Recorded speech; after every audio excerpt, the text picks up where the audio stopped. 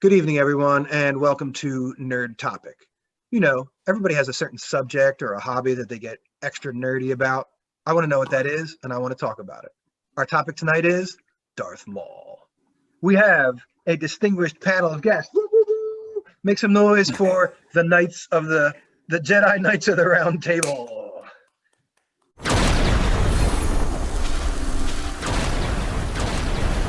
And we also have Chris M in the house, our informant with all the good film news. So I'd consider this a pretty awesome gathering. Some varied viewpoints, many points of view. And yeah, we're going to talk about Darth Maul, man. Let's get into it. Let's start with Becca. And I'm just going to throw this out at you. You could be the first speaker. Compare Darth Maul to, contrast Darth Maul to other villains and other Sith Lords. Like, why is he special? Why is he memorable? Why do you like him? Yeah, that's a great question. Because I think that it's really interesting. I'm thinking about specifically with Darth Vader and the parallels in their early lives, that they were both I think Maul talks about being ripped from his mother's arms, the way that Anakin was taken by the Jedi. And it's kind of interesting to think about their stories being mirrors of each other, because I think that we think about, right, the Sith are supposed to be bad and the Jedi are supposed to be good, but here are two prime examples of kids being ripped from their families and taken from their cultures and then being formed up into some version that they're supposed to be. And I think that Maul also, right, was raised to believe that he was the chosen one, the chosen Sith apprentice, and that he had this grand purpose and that he was going to bring, order to the galaxy. And I think that that's one of the coolest things about him. Is all of those parallels with Darth Vader, but on the opposite side. Right.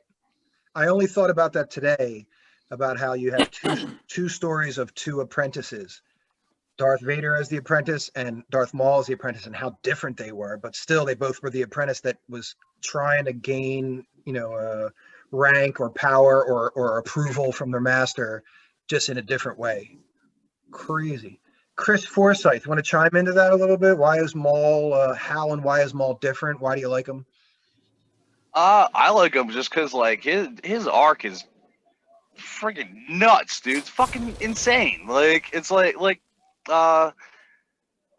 Tao, he's the son of the fucking Night Sister, and apparently he was quite gifted with the Force right off the bat and everything. He had two brothers, and they were just kind of thrown to the side and shit. So, and basically, on Dathomir, the way the whole society is the women are the Night Sisters and everything, and the men are on a separate moon of the planet, and they're actually just bred for fighting and everything. And once the Night Sisters want to breed, they go and they just take stock. They're just okay, give me that one.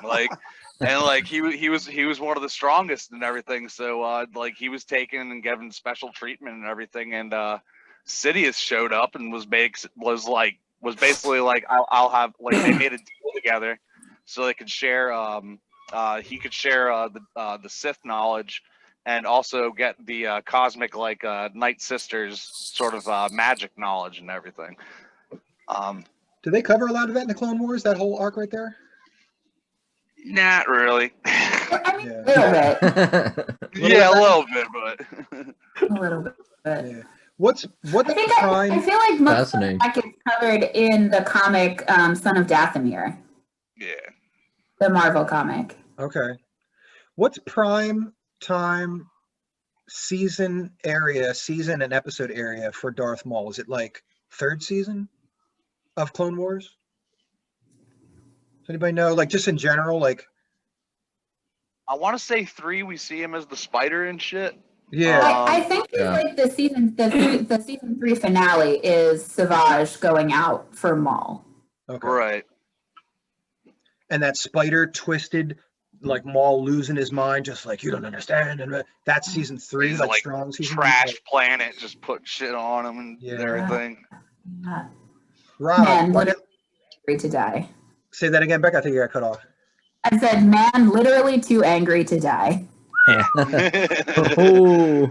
a good like pitch. Like, tell me about your character. He's too angry to die. You know, Too angry.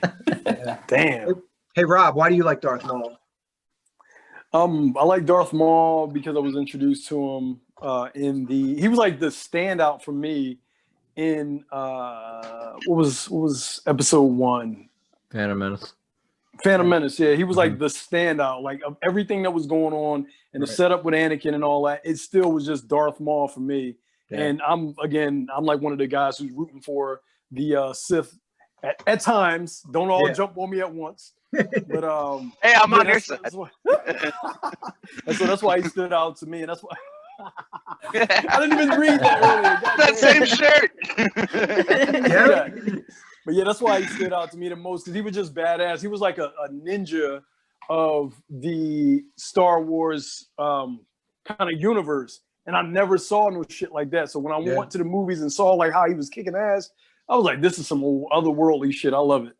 Yeah, it's true. His style's way different. Like, almost to me, I was like, wait a minute, are they allowed to do this? Like, he just looked way different. Like, I was like, oh, a new character. Like, we've seen, you know, all the aliens in the first trilogy. Like, where are they coming at me? Like, I was kind of like, wait a minute, how come I didn't know about this new being with horns in his head and face? I was like shocked. Yeah.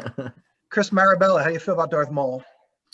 I love him personally. I mean, he was one of my earliest experiences with Star Wars. I was about 5 when Phantom Menace came out. Okay. And even back then, he was the one thing I remembered from that film when I saw it in the theater. I would dress up as him a few times, Halloween. Yeah, I just loved his design, and it blew my mind of having someone with like a two-sided lightsaber like that. And I just remember the trailer. He ignites one side, and then the other side comes out, just like in the scene in the film. And it was just like, I was so excited for that scene. And that scene definitely lives up to the trailer. But I also have acknowledged over the years that the importance of Maul, specifically in that scene with the Duel of Fates. They're fighting over the fate of Anakin. And he's kind of the, you know, Sidious side of Anakin, the pull for Anakin. And Qui-Gon's the Jedi side pull of Anakin. Right. And so I think that scene in that fight is one of the most pivotal moments in Star Wars history. So I've noticed that more actually when I've gotten older. I didn't notice that as a kid, but just watching it now, it's just, you realize how brilliant that fight is. Yeah. I never thought about it like that. That's awesome. Right. Yeah. I never did. Completely on my mind right now. Around. Yeah. Yeah. I mean, I just, that's the way I interpret it, at least. It's just one side is pulling Anakin their way, the other side's pulling Anakin their way. And, you know, ultimately, I think that's the point that turns Anakin to the path that he goes to, because you get Qui-Gon out of the equation, which is, he was basically the father figure of sorts to Anakin for the brief time. And once he's out of the picture, he doesn't really get to have that father that he needs in his life. Right. Yeah. Qui-Gon's like an anchor. He's like because apparently he had all this like, he had all these like issues with the Jedi Council that they'd always have to see eye to eye and everything. So Qui-Gon was like a very like individual, like very much his own man, his own Jedi. Yeah, he was kind of the one like sticking up for Anakin too, amongst the Jedi Council. Yeah, that's why he was master, but he didn't sit on the council. Like he chose not to. They offered Qui-Gon a seat. They offered him a seat. Yeah, he's just like, I don't want this shit. And he turned it down because of Obi-Wan. Yeah. What was that in, Becca? What that was in the book Master and Apprentice, which I highly recommend. It was fascinating. Yeah, I heard that one's good. Okay. Definitely, I'll check that out. Somebody was talking on the interweb about the existence of Grogu in that time, because now they've confirmed that, you know, he was at the temple and he's being trained and all that. And somebody was saying that the Jedi Council was so quiet and reserved and sort of like caught off guard when Qui-Gon announced that Anakin was potentially the chosen one, because they thought Grogu was the chosen one. Ooh. Wow. Ooh, that's a good theory. That would be interesting. Of course, you know, it's not, they didn't plan it out that far ahead, but it's a good angle to look back and be like, because there's one scene, like the guy pointed out one scene in particular, and it shows like the council all just kind of being like, you know, and you think they're just like, just saying like there's no chosen one, like what are you talking about? But it's kind of cool if you think like they got Grogu all this time and they're just banking on him being the most, you know. I was like, that's pretty cool, man. You know, cool. They're looking. Oh, sorry. Go ahead. They never gave us a number for Grogu's M count. Like we just heard that Yeah. it's a high M count. Like Right. Yeah. What were you gonna say, Chris? I guess that's so they can Anakin's weird. retcon it or whatever. Yeah. Yeah, kind of like revisionist history, you know. It's like, Yeah. I don't know if it's a retcon, just more like if it fits in there, they can put it Yeah. in. Well, Right. it almost has me thinking that now that they're making all this content, if they're gonna go and like say, so they're gonna do Rogue Squadron, Yeah. they're gonna do like Cassian Andor, they're gonna do like Obi-Wan. If they're making those shows and then, while they're making them, re-looking back at the old material and being like, we should touch on that, we should touch on that, then in a way, it's a retcon, but it's also like, let's make this world bigger. Let's flesh everything out. In a way, Yeah. it's not really revisionist because it's like, well, we're the people who invented it, so we might as well, Right. just do all. So That's true. I go back and forth with that. Like, sure, like turn it into something, make it something, Yeah. Like if they gave us Phantom Menace, the movie that happened in between Phantom Menace and Attack of the Clones, you know what I mean? And they just like create, Yeah, like, a right. little Yeah. segment, like I'd why watch not? that. Yeah. All right, I got one of those young adult books that's like Anakin training, and I don't think even that one's canon anymore. Like a lot of these kind of books. I think this one's canon. Don't quote me on that, but a lot of those kind of things. As long as it's canon to you, that's all that matters. Yeah, right. Still good stories, man. Yeah. Did Maul ever go too? Well, he went too far a lot, but. Are you fucking kidding me? We're talking about Maul, right? Okay, all right. All right, so let me think about how to rephrase that. When you like a villain, I know where you're going with this. you know where I'm going with this. Also, I just got to upgrade kind of things. his So I'm like, worst moment or whatever, his most despised moment. like so we like him as a villain, so we forgive certain things, like you're rooting for the bad guy, or you just want to see him still exist. But even in that, like wishing for him to, you don't want him to die. You just want to keep seeing his character show up. In that, there had to be a point where you're like, oh, that's too much. Like now I really just can't even, I feel bad liking him, like, does anybody have a moment like that they want to share? Yeah. Becca, you want to go and then want to Chris? No, Let's go back. Chris, I usually go first. Chris can go. Spoiler alert for those of you who haven't seen Clone Wars. He just straight up murders Satine in like a not very nice way at all. In front of her boo. Yeah. In front of Kenobi, and then just lets him live to fucking suffer the way he did. Like, I was just like, come on, oh dude, like, and I loved her character too. Like, I was just like, shit, dude, like, fuck, like. And wasn't that right after he killed the Mandalore high seat guy for the saber? Yeah, he killed what was it, Pre-Vizsla? Pre-Vizsla. Dude, Rob, go back and watch that episode and look at the direction, like the camera movement, and everybody for that case, but I know Rob's directorial kind of eye. Oh yeah. It's the guy, Pre-Vizsla's like on his knees, and Maul's standing up, and the camera is moving through the crowd, like for the audience of everybody in that chamber. And as soon as it moves by and blocks Pre-Vizsla, then Maul's sword comes down and chops his head off without like showing it. Chris and I were talking about that the other day about how do you show violence, and you just don't show blood, but you could show heads getting chopped off if you don't, But when I saw that, I was like, that is some A+ like direction, like violent, profound, but yet not blood, like still kind of for kids, I guess. No. Becca, what's your most despised Maul moment?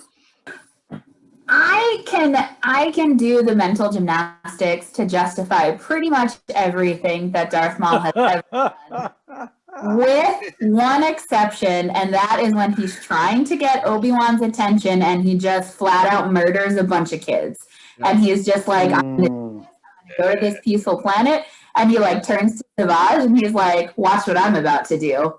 And then he murders all those kids. And I'm like, there's just nothing, there's no case that I can build for your like disillusioned mentality in that moment. Like that's it. That's when I'm like, you're a villain. Right. I saw that in a YouTube top 10 moments or top 20 Maul moments or something, and I was like, ooh, I kind of forgot about that. Kenobi, you'll come to me now. I challenge you. He murders like these guys. Like, oh man, it's so brutal. So brutal. Couldn't you just write him a letter? I don't. Chris Marabella, do you think we will see Darth Maul again, given all this Disney content coming out? I do. I actually think they're gonna be making a sort of Crimson Dawn type of show, spinning off from Solo. That final scene we see with Kira seems like talking to Maul. Yeah. I think we're gonna see some sort of show or follow up to that of Kira working with his crime syndicate. I don't exactly know if Maul will have an apprentice or anything like that, but I feel like it's going to be a show centered or some sort of project solely centered around Kira and Maul. And so I think we're going to see a follow up of those characters, whatever the fate of Kira is, whatever. Because I mean, obviously that Maul leads into what happens to him in Rebels and all that. So Right. I mean, we know the end of his path. That's just a brief time period there. They could have like a whole series there. Yeah. Yeah, there was a period of time where like people were getting a little upset that novels had information that the movies didn't, and they were Yeah. like, you shouldn't have to read the novel to watch the movie. Yeah, right. You know, in this case, I will say that if they create something that enhances Solo, I'll be very happy because I like Solo. But Yeah. if they tie into it that way, I think that would be fantastic. Yeah, especially exploring like a crime syndicate version of Star Wars, Yeah. Like, Yeah, get that away could from be the Empire, man. Let's see some Yeah. underworld, greedy Yeah. stuff. Yeah. Becca, when do you think we'll see Maul again, or do you? Oh, I love him, and I don't feel like I want any Maul content anymore. I feel like no. I know, right? This is like my little soapbox that I've been on in another episode talking about the couple of characters. Like, I love Maul, and I do think it would be interesting if they did a Crimson Dawn syndicate show. I would watch it, certainly, and I'd be excited about it. But I think that like you killed him, you brought it back, you killed him again. Let him rest. He's half robot, you did a lot to him. You took everything away from him, just like the Sith. Come on, guys, let's just let him go. between him and Boba Fett, I don't know who's died more. So in comics and this movies, Yeah. There comes to be a point where you really have to worry about just extending the franchise and the characters because you can, and then you have to put them to rest. And honestly, that last fight with him and Obi-Wan, I think is just call it. That's it. Yeah, and I think if there's a good, interesting story to tell, but I think if you're just doing fan service, then don't you don't deserve to have Maul if you can't tell a good Maul story. I get protective of him, I think is where it comes from. No, I understand. Yeah, if you're gonna do a story for Maul, get it right. Seriously, get it right. Hire Raptor Jerky as a counselor, storyline, consultant. Yeah. Absolutely. All right, let's check it out. Let's see some more. I heard a rumor that some people have some nicknames for Darth Maul. Is that a truth? Is that a truism? Anybody? Raise your hand if you do. What's that? Maul. That's his full name. His full name is Maulium. Maulium. Maulium. I think I wrote that down. Maulium Malson. That's what I call him. I think he was made fun of as a child, so he's just I'm gonna go by Darth Maul. Yeah. Maulium Malson. Maulium Malson. That sounds more like a Harry Potter kind of thing. Yeah. I don't have a nickname for Maul, but I have a Star Wars joke about Darth Maul. Let's go. Let's hear it. I'm kind of winging this one off the cuff because I have the punchline, but I don't have the joke. So let me try it.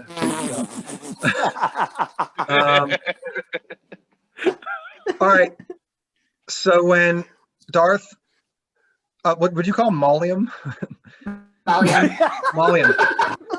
When Maulium cut school, when he cut class from Sith Academy, where would he go?